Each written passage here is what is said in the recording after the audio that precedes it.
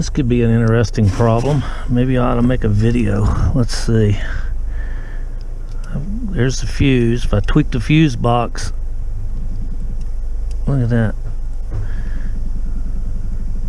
Both sides of the fuse. There it goes. Lots of clicking, lots of dash lights. Watch this.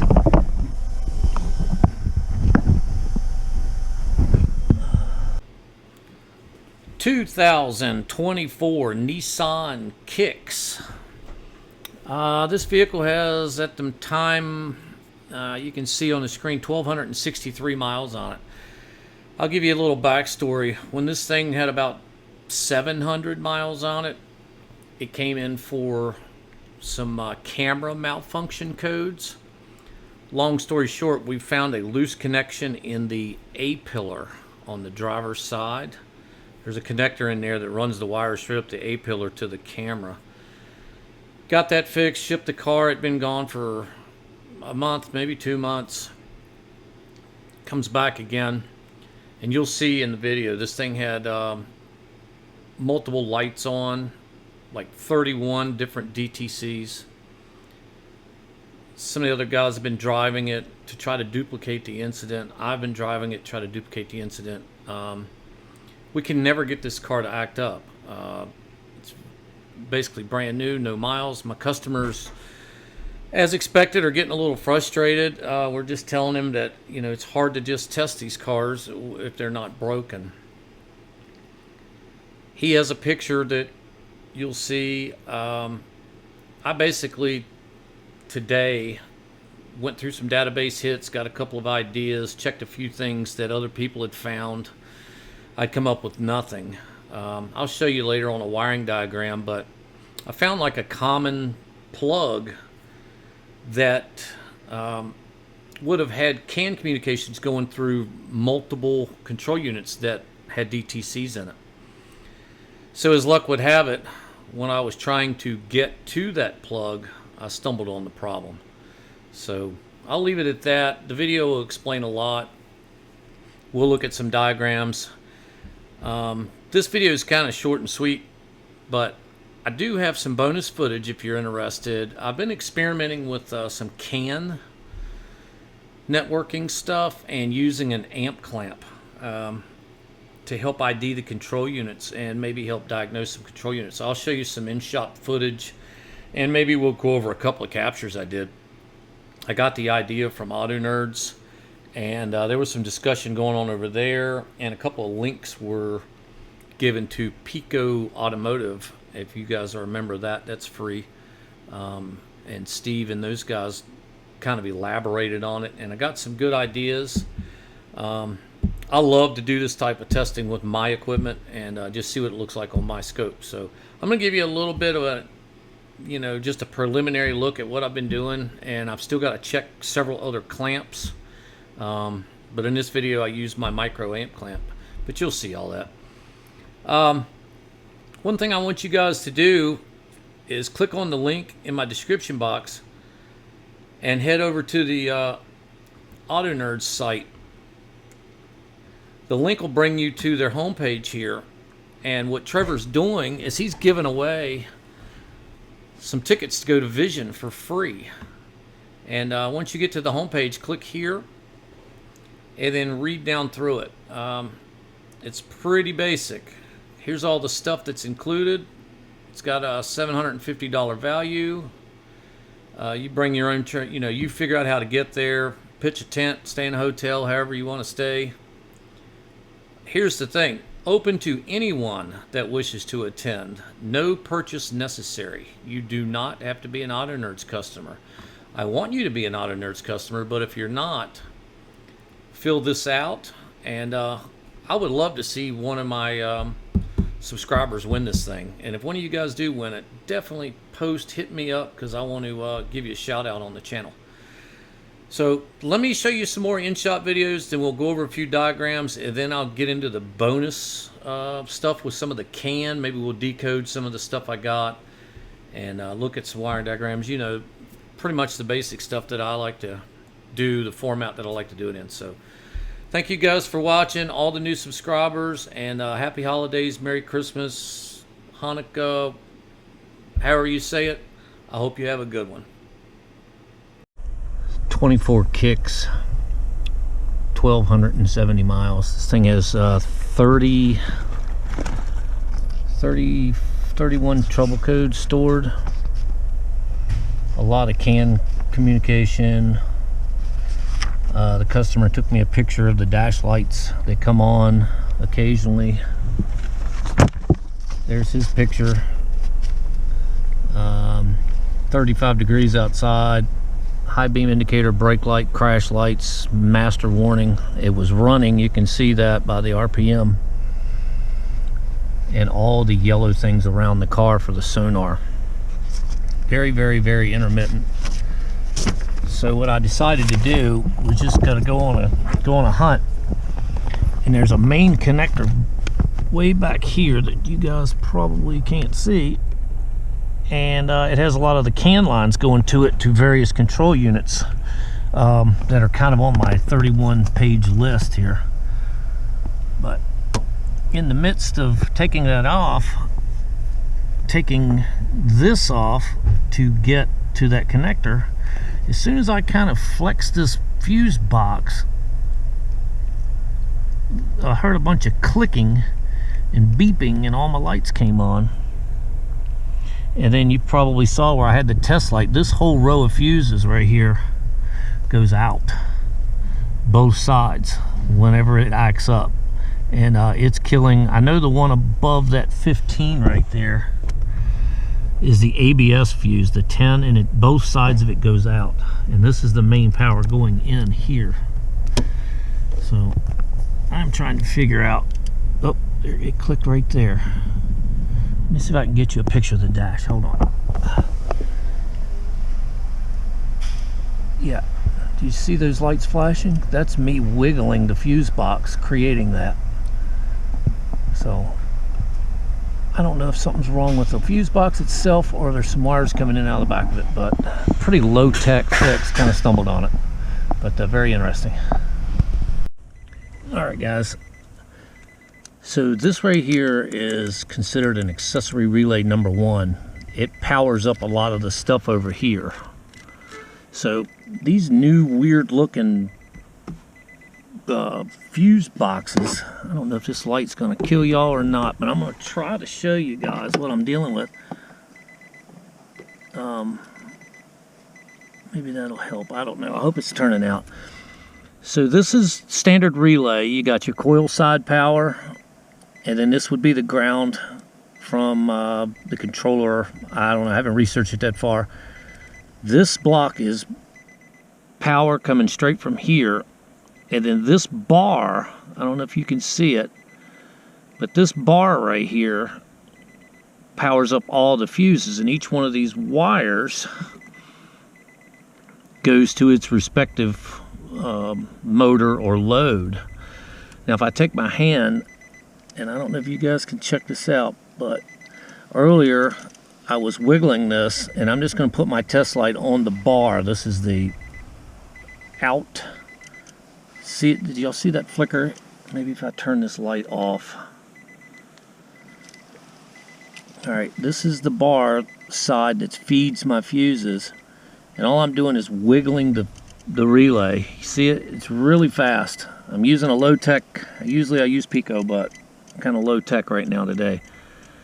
So there is a loose connection in this fuse box where this relay slides down in there, and these things are not serviceable. I can pull this thing out, but I can't get in there to try to see what's cracked. So most likely we're going to put a whole fuse box in this thing. This car has been extremely intermittent.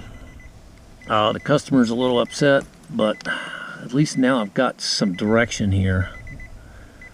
So there you go. I'm just wiggling that accessory relay, and when I do, it is killing power to several control units, the blower, I don't know, a bunch of stuff. But we'll look at a diagram like we always do, and there it goes right there. But yeah, we'll look at a diagram, and man, I kind of got lucky on this one. Thanks for watching. All right, we'll look at a couple of diagrams real quick. I'm going to knock out two birds with one stone. So on the bonus footage that I'm going to show you, I'm messing around at the front camera, and I'm around the amp clamp. You'll see is either over 6 or 5. I can't remember. One's can high and one's can low. I think this will only work if you're on like a branch line, because you're only seeing the signals that are coming here. Like if you were going to go out here and put an amp clamp like, you know, somewhere in here, you're going to get a lot of control units talking, if you know what I mean. Like if you wanted to do this sort of testing on this module, you know, you'd put your clamp right at the module versus like out here. So I'll call these branch lines. I don't know if that's the exact terminology, but and then I call these the main lines, the two big lines between your terminating resistors. One of these days I'll probably just try it, find me a good spot here and just see how much movement on the amperage we would have. But that's that part of it. Now back to the first case study. A lot of the codes I had were communication codes in that controller, that one, that one, that one. So I kind of was like, you know what? If this connector here isn't this hard to get to, maybe I just need to make sure it's connected, seated all the way. Make sure there's no green fuzzies in there. So it's a big guy. And if we look at where it's at, it's down here in the kick panel. I guess you guys can see that. Let me zoom it up a little bit. So take this plastic off and it's right there. Well, right there is the fuse box. So I had to take the fuse box out. It's one 10mm screw and a couple of little plastic tabs to move that to get to that. So you saw it. I just got lucky. If this connector would have been anywhere else, I may not have found this problem. So sometimes it takes a little luck, a little skill. Mainly I think what it takes is a little desire to try to get the car fixed. But I'll show you, let's see, brake control system. This is the fuse 5 that you saw that it was flickering the lights, the little test light in and out, and it fed the ABS controller. If I click on that, it'll bring me to this screen. See, there's my fuse 5. It goes to the ABS. This is the relay that you saw me wiggling. The main feed ends a green wire, and I was able to wiggle this relay, and what it was doing is it was killing 2, 3, and 4, and 5, which they're all located right here beside each other. And I think there was other things clicking on and off inside of this fuse box too, but once I've seen what I've showed you guys, you know, the fuse box is bad. In fact, we're trying to see now if the fuse box can be replaced or if the whole harness has to be replaced, but the problem's definitely in that area. And there's a little bigger picture. There's my relay issue, and all my fuses were right there. So that's what I was working with. I meant to show you this. The body controller. I think I said in the video I wasn't sure which control unit grounds it, but the BCM applies to ground. And when this thing was clicking on and off and acting a fool, that ground was still solid. That power coming in was still solid, and that power there was still solid. I was losing it on the switch side. So we're confident that a fuse box is going to fix it, and we're going to try to get this car back on the road. That is two very weird electrical problems in the exact same car. So hope that's it. Feeling kind of bad for my customer, but we'll get them fixed, get them back on the road, and hopefully we can preserve whatever reputation as a manufacturer and a representative of the manufacturer. Hope we can preserve our reputation and convince them that Nissan's still a decent product. But all right, well, we're going to move on to the bonus footage. Couple of little videos. We'll go over a couple of captures, and if you guys have stuck with me this long, I certainly appreciate it. So I read about this over in Autonerdz, and there was a couple of links to some stuff on Pico Automotive forum, and it's basically they were using amp clamps to help identify which CAN modules were talking. And so this is something I've been playing with. This is a problem car. It's the car you just watched the video on, but it doesn't have a problem with the camera. So what I've got here is it's a high-speed CAN, but it's CAN high on the blue, and then the red is my little micro amp clamp. It's the K110 micro amp clamp. Kind of an expensive little guy, but I'm going to continue to practice and mess with this stuff using regular amp clamps just to see, you know, what they do and what they look like. But it's pretty easy to do. You can see I'm up here. I'm just back probed. Let me put this light down. I'm just back probed into the CAN high, and I've got the amp clamp around the little wire, the same wire that the voltage trace is in, and I've just got it to where it's the current goes up. So I think what that can tell me is in the future, if I'm looking for control units that are maybe waking up causing draws, I might be able to use something like this. I might be able to tell that if a control unit's actually talking, because, you know, if you turn that channel off, if I turn off B, you know, then I've got, you know, all this stuff, and not all of that is that camera. But once I turn it back on, you know, then some of it's the camera, some of it's other things talking. So like I said, this is just in its infancy, stuff I've been messing with.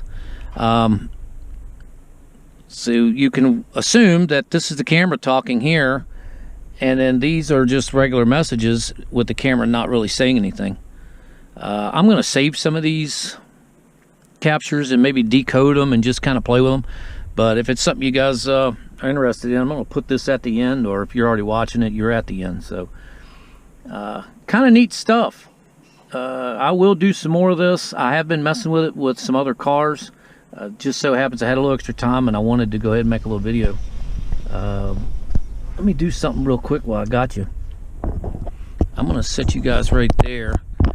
I'm going to unplug this camera, maybe, and just see what'll happen. Uh-oh, I lost my connection. All right, hang on. All right, I got you back. So what I've done now is I've actually unplugged the camera here, and you know, the CAN network it's still trying to communicate with it, but the camera's not communicating. This will be a good way to know if you've got a bad control unit. I mean, you know, no communication could be power or ground, but if you got that, but you're flatlining with the amp trace, chances are the controller's no good. Or if the control unit is communicating and it's still coding it, maybe some of the messages are just corrupt. I don't know. I can see a lot of different ways to use this. It's just one more tool in the arsenal, and appreciate you guys watching, and there's going to be more to come on this subject. Thanks again. Alright, so this is the capture with the camera plugged in. Everything's working good. We'll make a decoder real quick. So you want to go to decode. We're running with CAN. I have other videos on how to figure out the baud rate and stuff. We want to decode A. I'll set the threshold at 3 volts so that way it'll count it about halfway up. And we don't want that fast. This is a 500K baud. And we'll hit next. And just the current buffer. And I like the hex. It kind of populates by itself.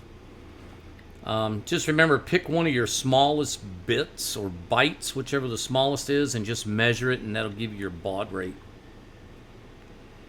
So it's pretty obvious, that when the camera's talking, we have amperage, and when the camera's not talking, all these messages are ADAS controllers, who knows. One thing I found is cool as can be is if we look at my sample time here, I've got 200 milliseconds per division. So what that means is this whole screen is 2 seconds. On this whole screen is 2 seconds right there. So halfway, there's 1 second, there's 2 seconds. I have decoded this whole screen, and in 2 seconds time, 2,484 messages were sent in 2 seconds. So what are you looking at? 1,242 a second on this particular circuit. To me, that is just impressive as can be. So if we look down through here, and I'm just going to keep zooming in, I'm going to just kind of line up the beginning of the current to until the ID. So you got 205. Now this is the camera doing this. The camera can have a lot of different ID messages. This 21D doesn't mean that that's just the camera. That's the message that the camera is sending. That's the message that won arbitration.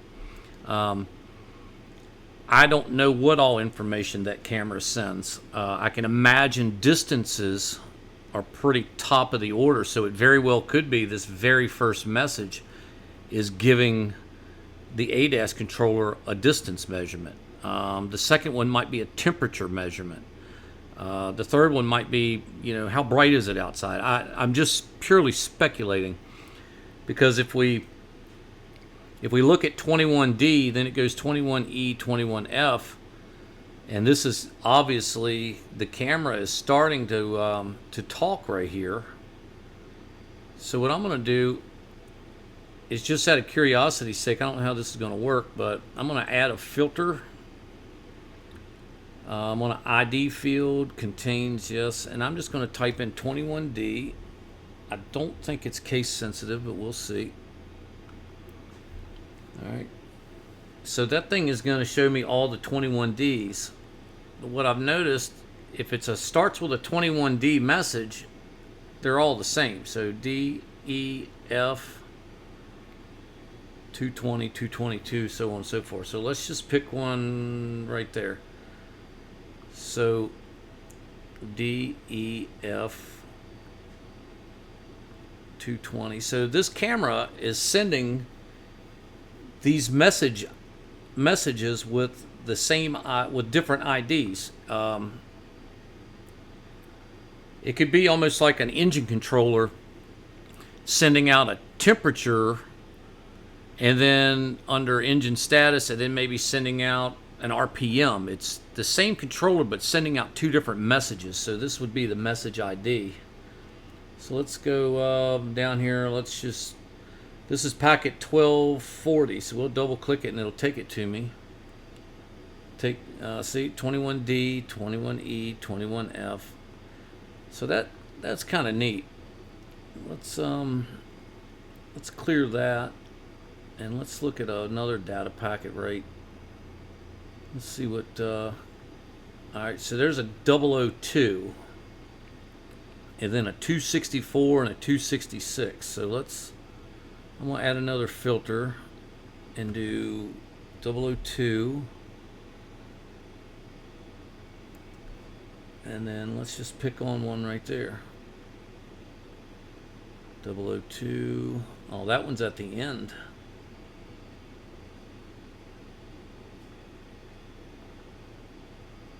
And there's a ID 002.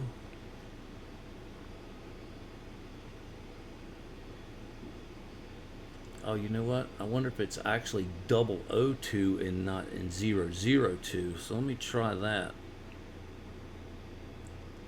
Let me take him off. This is the beauty of playing with known good. Nope, it must be 00. So that's interesting. So 002 wasn't talking. Let's see what this one is.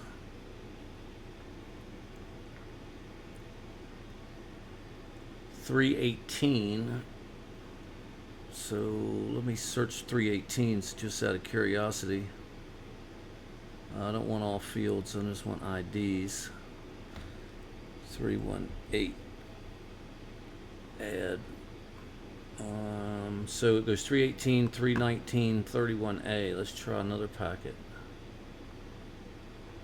318, 319, 31A. Let me exit out of that and try it again. Add 002.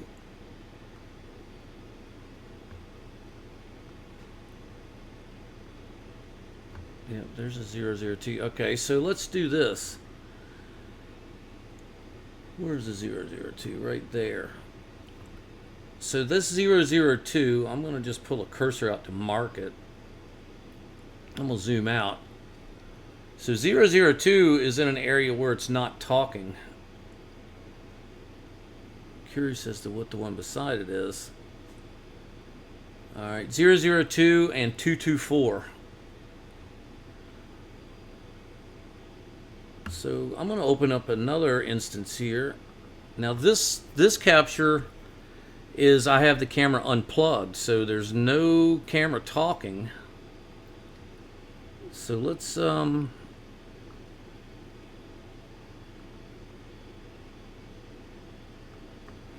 002, see if it's over here. Yep.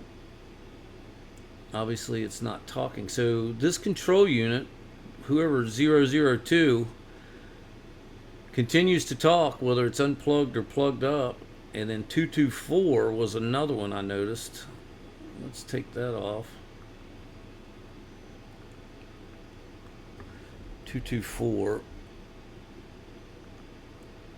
And we'll click on one of those. Yeah. See, 224 and 002, there's just two of them that are talking.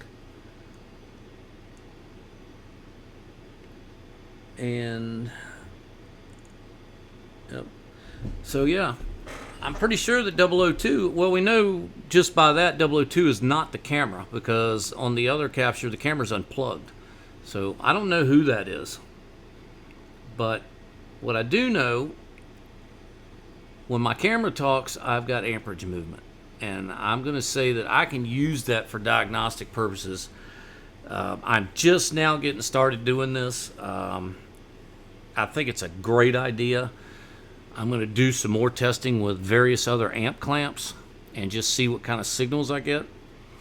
I encourage you guys to just try this. If you've got a clamp, just find you a can line somewhere and hook it up and see what you come up with. It's another tool in the arsenal. I mean, another arrow in the quiver.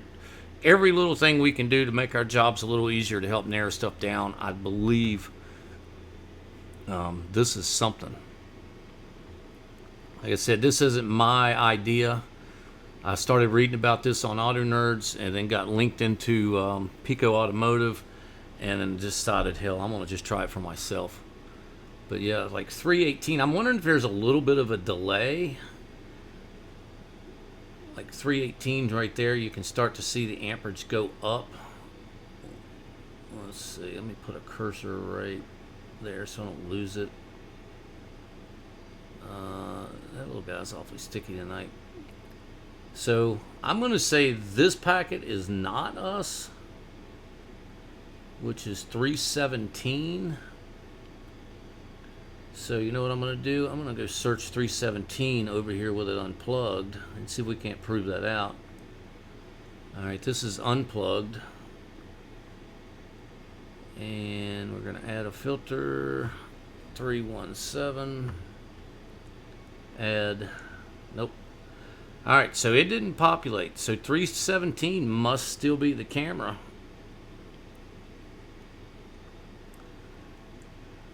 because it's definitely there. So it could possibly be a little bit of delay. Don't know. Gonna have to figure more stuff out. You know what? Right there. I wonder if it's just such a small message. Because if you look at it like that, 317 is part of it.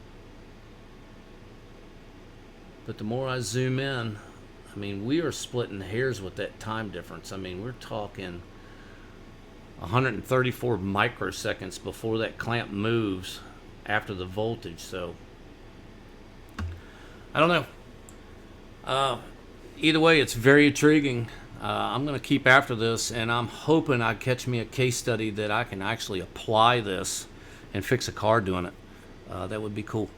So I appreciate you guys hanging out. I hope you enjoyed this. I'd love to discuss anything. If anybody on the channel has been doing this longer, what you think, any other clamps that you guys have used. I've got access to some of my clamps, and the shop has one of the new 4425 plus scopes, and it yet has a different clamp. So I'm going to try to check them all out, and if something cool pops up, I'll either do a YouTube short or maybe make another video. But I appreciate you guys tuning in and entertaining my rambling and babbling, and I will see you guys on the next video.